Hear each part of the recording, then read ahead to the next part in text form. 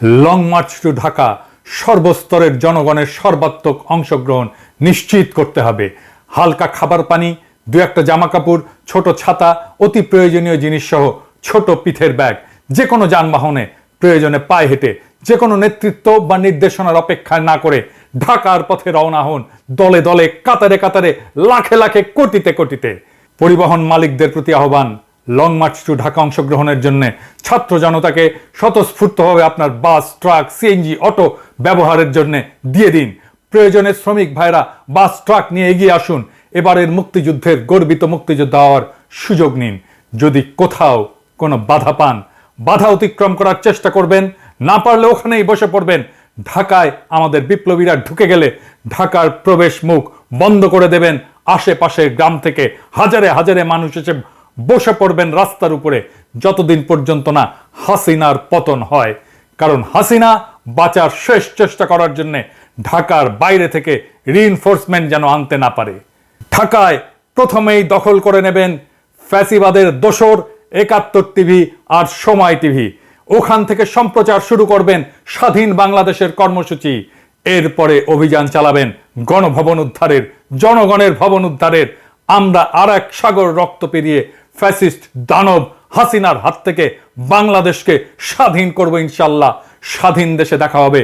আপনাদের সাথে সৃষ্টিকর্তা আপনাদের বিজয়ী হওয়ার তৌফিক দিন, আপনাদের উপরে রহমত বর্ষণ করুন। ফি আমানিল্লাহ। ইনকিলাব জিন্দাবাদ।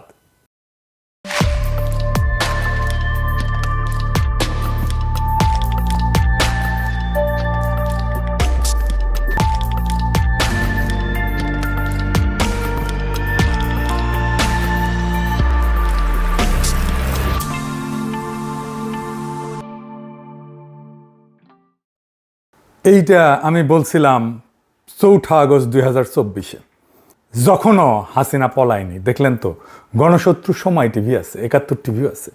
গণভবন দখল করছিলাম, হাসিনাও পলাইছিল, কিন্তু ওরা আছে। এই এক জায়গায় গোটা ২ বছরের হিসাবটা ধরা পড়ে। সময় টিভি আর ৭১ টিভি টিকে যাওয়াই প্রমাণ করে আমরা হাসিনাকে হটাইছি, কিন্তু হাসিনার শাসনকে, তার প্রতিষ্ঠানগুলোকে হটাইতে পারি নাই, সরাইতে পারি নাই। আজ হাসিনার পলায়নের ২য় বর্ষপূর্তি। আজ থেকে ঠিক ২ বছর আগে হাসিনা হেলিকপ্টার করে পলাইছিল।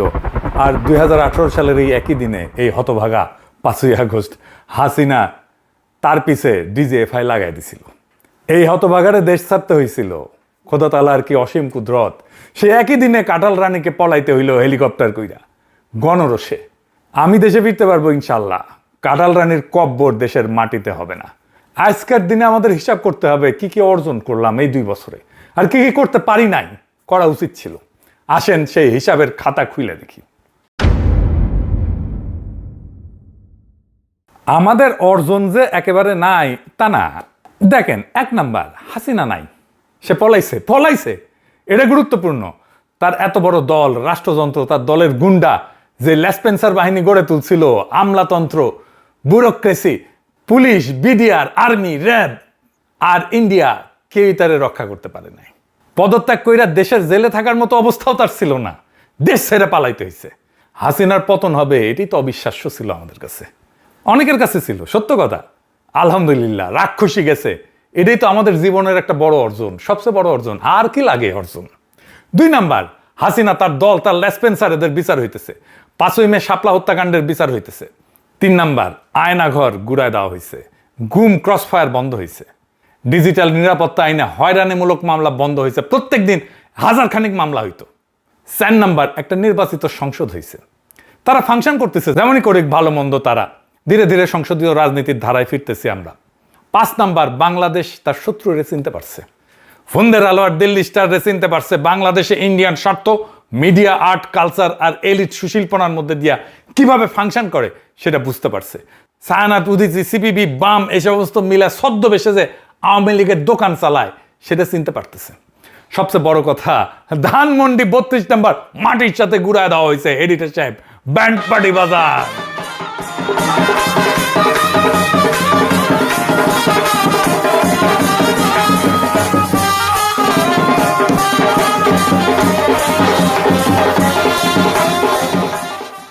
এইবার হিসাবের অন্য পিঠ। দেশের সব সংকট চইলা যায় নাই, কিছু সংকট বাড়ছে। আর ব্যর্থতাগুলা তিনটা জায়গায়, আমাদের নিজেদের ভেতরে, জুলাইয়ের শক্তির ভেতরে, আমাদের কালচারে, আর ওদের প্রতিষ্ঠানে। জুলাইয়ের শক্তির ভেতরে ঐক্য নাই। আজ যখন এই ভিডিও রেকর্ড করতেছি তখন জাতীয়তাবাদী চাচ্ছু দল নানা জায়গায় শিবিরের উপরে ঝাঁপে পড়িছে। হ্যাঁ, চাচ্ছু দলের মিছিল দেখেন।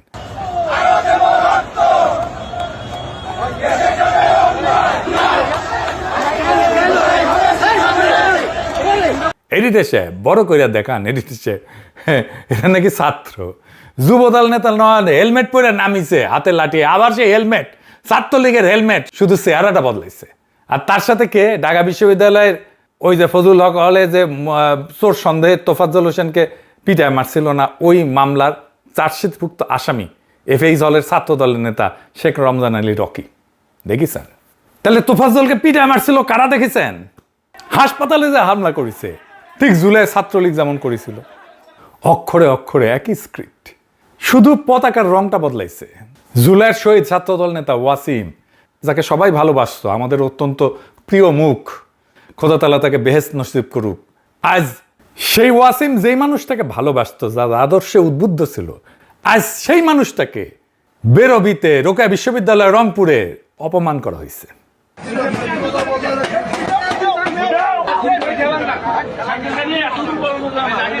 এরা তো আবার শাহবাগ কায়েম করতেছে, কারণ আওয়ামী লীগাররা আশ্রয় পাইছে বিএনপিতে, আশ্রয় দিছে আনুষ্ঠানিকভাবে।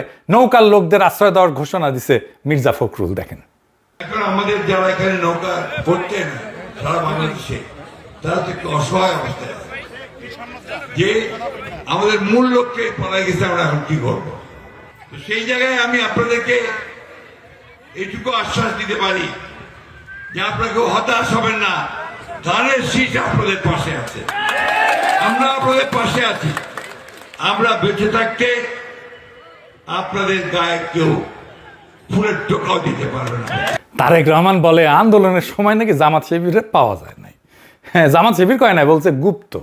শোনেন, আজকে অনেকেই দাবি করে, কারো নাম আমি উল্লেখ করতে চাই না, যাদেরকে একটি শব্দ, গুপ্ত একটা শব্দ ব্যবহার করলেই মানুষ, সাধারণ মানুষও তাদেরকে চিনে, তারা কারা। এদেরকে কিন্তু আমরা অনেক খুঁজেছি, তাদেরকে আমরা পাইনি, আমি পাইনি দূরে থেকে। আপনারা কি কেউ পেয়েছিলেন রাজপথে? তাদেরকে কিন্তু রাজপথে আমরা দেখিনি। 17 বছর বিভিন্ন জায়গায় আমরা তাদেরকে দেখিনি। শুনিছেন তো? তারেক রহমান এই মিছিলটা কারা করেছিল দেখেন।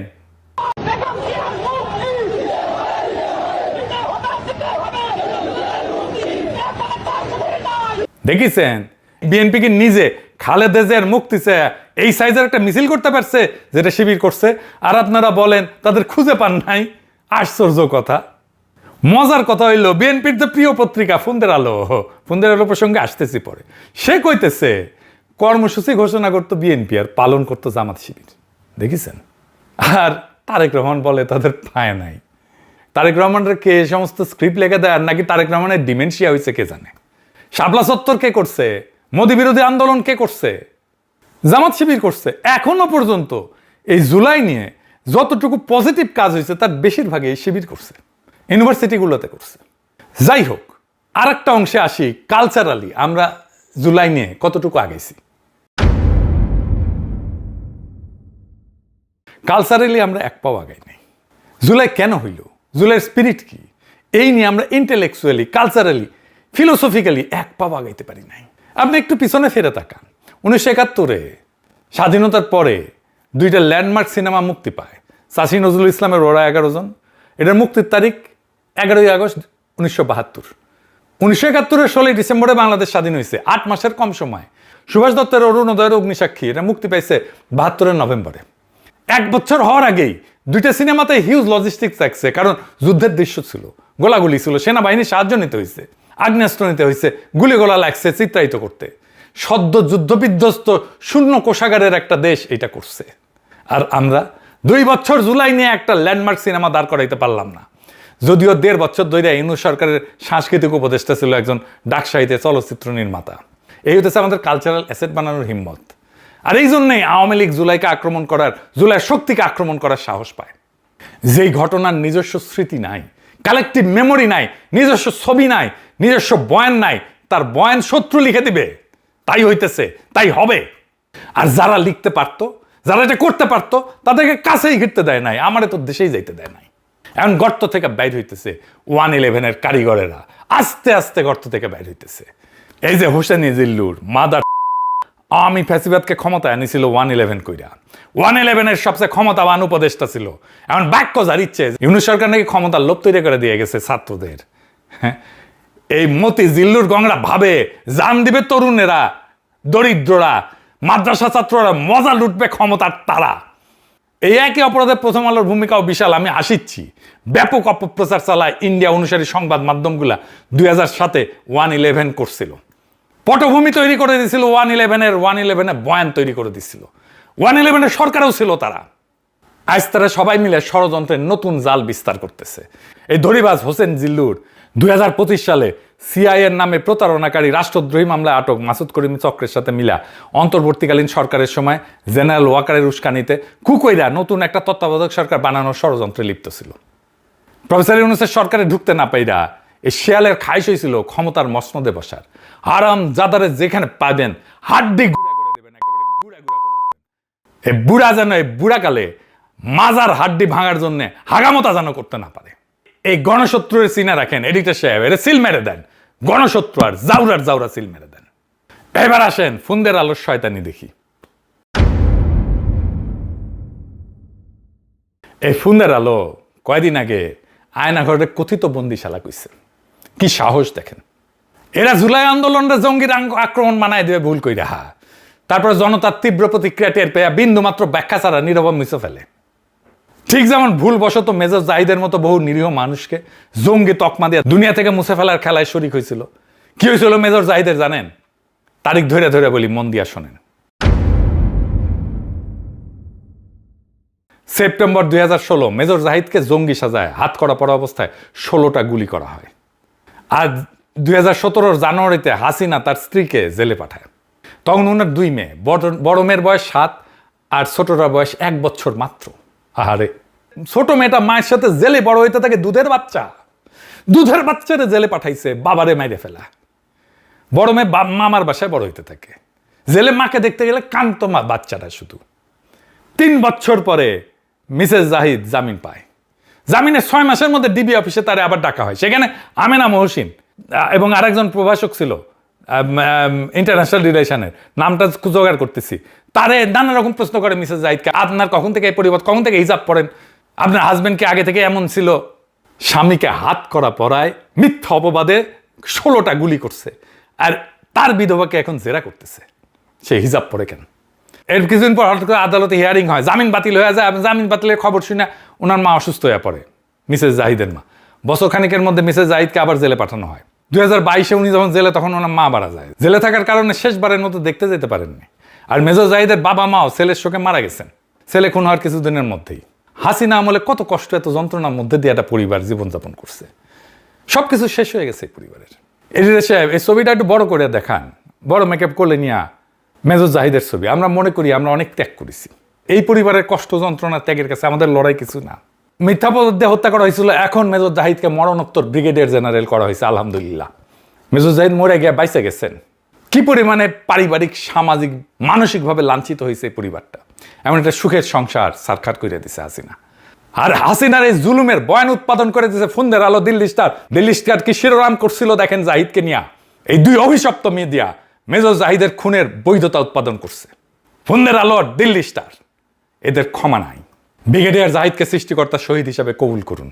কিন্তু এদের কিছু হয় নাই, ফুন্দের আলো, দিল্লি স্টারে কিছু হয় নাই। কোনো স্বীকারোক্তি নাই, কোনো গ্লানি নাই, কোনো অনুশোচনা নাই। এই মিডিয়া সন্ত্রাসের বরপুত্রদের কোথাও জবাবদিহি করতে হয় না। তাদের স্বাধীনতা অলঙ্ঘনীয়, পুত পবিত্র। আর এখন তারা ভিকটিম সাজছে। পুড়ে যাওয়া ফুন্দের আলো, দিল্লি স্টার দেখায় দৈনিক নাগাসাকি, হিরোশিমা নাকি হয়েছে ওইটা দেখায় সবাইকে, আমরা ভিকটিম, আমাদের মারিছে। আয়নাঘরের মতো নৃশংস গোপন বন্দিশালার অস্তিত্ব প্রথমে অস্বীকারের চেষ্টা করছে, তারপর আবার ইনভার্টেড কমার মধ্যে রেখে মিথ্যা ছাপাই দিছে। এই খেলা চলছে 24 ঘন্টা।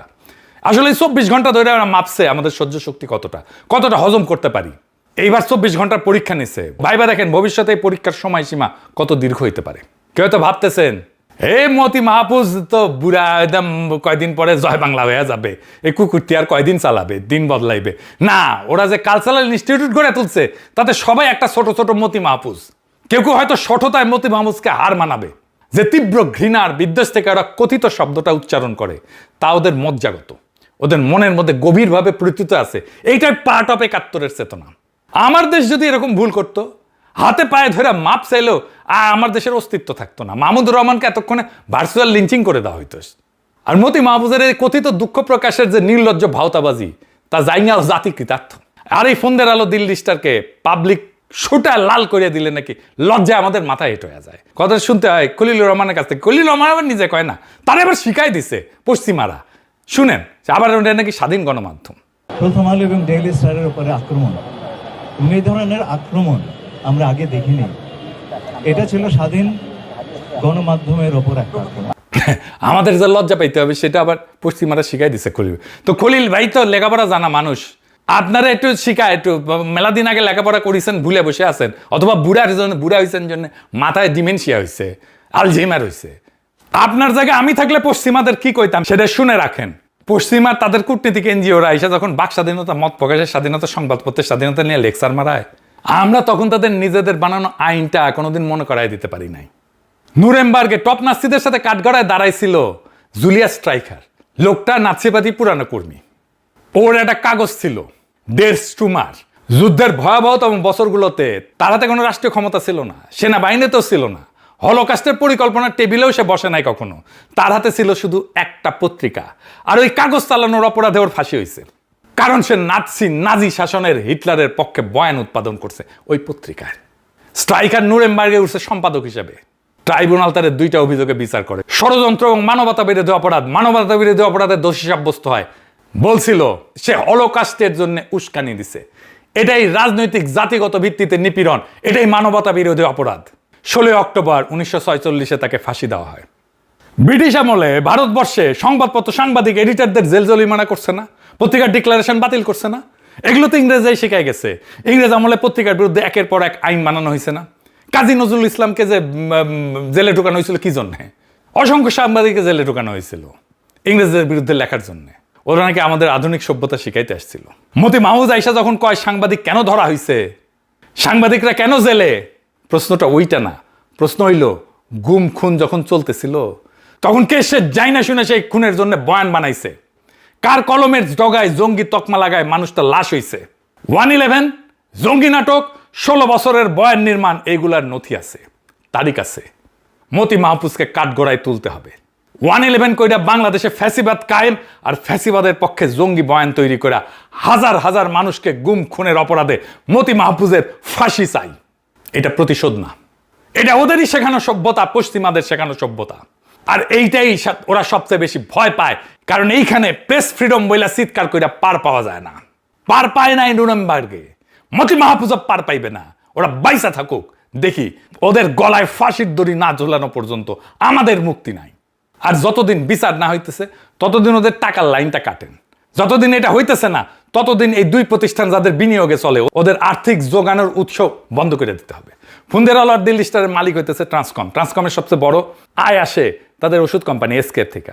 ওখানে আয় করে এসকেএফে, আর ওইটা 2টা পত্রিকা চালায়, ঢালে এইখানে বাঁচায় রাখে। এই কোম্পানির ওষুধ কিনবেন না। এইটা সাহেব লোগোটা বড় করে দেখায় দেন, স্ক্রিনে বড় করে ধরে রাখেন। আপনারা শুধু ওষুধের গায়ে লোগো থাকলে কিনবেন না। ডাক্তার প্রেসক্রিপশন লেখার সময় কইবেন এই এসকেএফ এর ওষুধ আমারে দিবেন না, অন্য যে কোনো কোম্পানির ওষুধ দেন। ফার্মেসি দিকে বলবেন এই কোম্পানির কোনো ওষুধ আমারে দিবেন না, খাবেন না, বাসায় থাকলে ফেলে দেন। আর ফন্দের আলোর সাথে মিলে আরেকটা কোম্পানি অ্যাওয়ার্ড দেয়, মেরিল। এই কোম্পানির কোনো পণ্য কিনবেন না। 10% বেচা বিক্রি কমলে এমনিতে ওদের শুকায় গুটা হয়ে যাবে। এই 2 বছরের খাতায় হাসিনা পলাইছে, বিচার শুরু হয়েছে, আয়নাঘর ভাঙছে, 32 নাম্বার ভাঙছে, একটা নির্বাচিত সংসদ বসছে। এগুলো ছোট জিনিস না, এগুলো এক জীবনের অর্জন। আর খাতার অন্য পিঠে সময় টিভি চলতেছে, 71 টিভি চলতেছে, ফন্দের আলো, দিল্লি স্টার এখনো ঠিক করে দেয় কোনটা খবর আর কোনটা কথিত। 1/11 কারিগরের আর টকশোর সোফায় ফিরে আসছে। ছাত্রদল 2026-এ ঠিক সেই কাজ করতেছে যা ছাত্রলীগ 16 বছর ধরে করছে। আর নৌকার লোকেরা ধানের শীষের ছায়ায় বাসা বাঁধতেছে। এর মানে একটাই, আমরা মানুষটাকে হটাইছি, যন্ত্রটাকে না, সিস্টেমটাকে না, ব্যবস্থাটাকে না। বাংলাদেশের ফ্যাসিবাদ কোনোদিনই এক মহিলা ছিল না, শুধু হাসিনা ছিল না, ওইটা একটা জোট ছিল, যে মিডিয়া বয়ান বানায়, যে বুদ্ধিজীবী তার বৈধতা দেয়, যে ব্যবসা তাকে টাকা যোগায়, আর যে সংস্থাটা কাজটা সেরে ফেলে। হাসিনা পলাইছে, জোটটা রয়ে গেছে, আর নতুন মালিকের কাছে নিজের ভাড়া দিতে শুরু করছে এই জোটটা। আর সবচেয়ে গভীর ব্যর্থতা আমাদের নিজেদেরই। ৭১-৮ মাসের মধ্যে ওরা 11 জন বানাইছিল, আমরা 24 মাসে কিছুই বানাইতে পারি নাই। যে অভ্যুত্থান নিজের স্মৃতি নিজে গড়ে না, তার স্মৃতি লিখে দেবে তার শত্রুরাই। এই জন্যেই আজ কথিত বন্দিশালা লেখার সাহস হয়, কারণ ওরাই লিখবে আমাদের ইতিহাস। তাহলে তৃতীয় বছরের কাজটা কি? 3টা। পুন্দারাল দিল্লি স্টার যা যা অপরাধ করছে, যা যা বয়ান তৈরি করছে, মেজর জাহিদকে দিয়ে শুরু করেন। আবেগ দিয়ে বিচার হয় না, নথি দিয়ে বিচার হয়, এইটা দিয়ে তাকে বিচারের কাঠ গড়ায় আমরা দাঁড়াই, বিচারের কাঠ গড়াটা যেন খালি না থাকে। 2 নাম্বার কালচারাল অ্যাসেট বানানো, সিনেমা, বই, আর্কাইভ, সিলেবাস। যে জাতি নিজের অভ্যুত্থানের ছবি বানাইতে পারে না, সে জাতি অভ্যুত্থান ধরে রাখতে পারবে না। 3 নাম্বার টাকার লাইন কাটেন, যতদিন বিচার হইতেছে না ততদিন আপনার মানি ব্যাগে আপনার হাতিয়ার। কে বিজ্ঞাপন দেয়, কে অ্যাড স্পন্সর করে, কার ব্র্যান্ড এই কাগজের পাতায় ঝোলে, এই নামগুলো জানেন, আর সেই অনুযায়ী কিনেন। আমি দেশে ফিরবো, কাঁঠাল রানীর কবর এই মাটিতে হবে না ইনশাল্লাহ। কিন্তু সেটা যথেষ্ট না। মেজর জাহিদের যে মেয়েটা মায়ের কোলে জেলখানায় বড় হয়েছে, সে যেদিন জানবে তার বাবাকে কে খুন করছে আর কে ওই খুনের বৈধতা লিখে দিছে, আর এই দুইজনই যেদিন একই কাঠগড়ায় দাঁড়াইবে, সেই দিন জুলাই পূর্ণতা পাবে, তার আগে না। ইনকিলাব জিন্দাবাদ, আজাদি জিন্দাবাদ।